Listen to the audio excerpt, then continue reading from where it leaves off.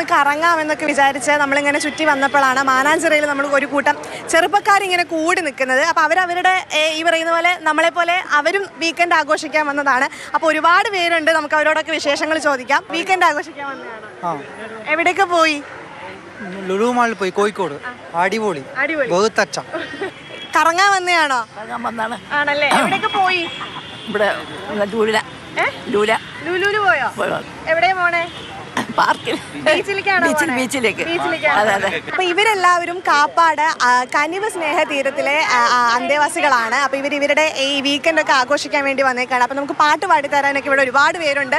പാട്ട് പാടണമെന്ന് പറഞ്ഞ് ഇങ്ങോട്ട് വന്നവരാണ്. അപ്പൊ ചേച്ചി, ശാന്ത ചേച്ചി അല്ലേ, എനിക്കൊരു പാട്ട് പാടി തരുമോ? പുലരാറായപ്പോൾ പൂങ്കോഴി കൂകിയപ്പോൾ പുതുമണവാളനൊന്നു ഉറങ്ങിയപ്പോൾ കണ്ണോട് കണ്ണും നോക്കി ചിരിച്ചുകൊണ്ടിരിപ്പായി വിണ്ണിലെ പൂന്തിങ്കളും ഞാനും മാത്രം.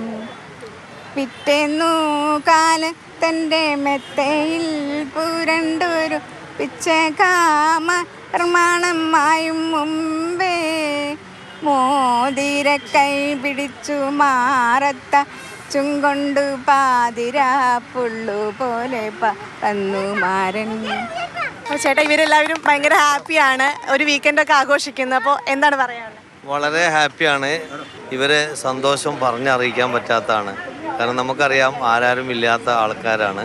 അതിൻ്റെ ഇടയിൽ ഇങ്ങനൊരു ഔട്ടിംഗ് എന്ന് പറയുമ്പോൾ ഇവരെ സംബന്ധിച്ചിടത്തോളം ജീവിതത്തിൽ മറക്കാൻ പറ്റാത്ത ഒരു അനുഭവമാണ്. ഇനി നമ്മൾ ചെയ്യുന്നത് ഇവരായിട്ടൊന്ന് വയനാട്ടിലൊരു ട്രിപ്പ് പോകണം.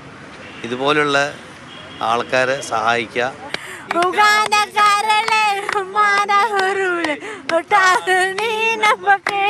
അപ്പോൾ അവരെല്ലാം അവരുടെ വീക്കെൻഡ് ആഘോഷിക്കാനുള്ള തിരക്കിലാണ്. ഇപ്പോൾ മാനാഞ്ചിറയാണുള്ളത്, ഇനി ബീച്ചിലേക്ക് പോകും. അപ്പോൾ ഇന്ന് ഫുൾ അവർ കറക്കമാണെന്നാണ് നമ്മളോട് പറയുന്നത്. ക്യാമറമാൻ ഷിജിൻ നരിപ്പറ്റയ്ക്കൊപ്പം CP അഖില, മാതൃഭൂമി ന്യൂസ്, കോഴിക്കോട്.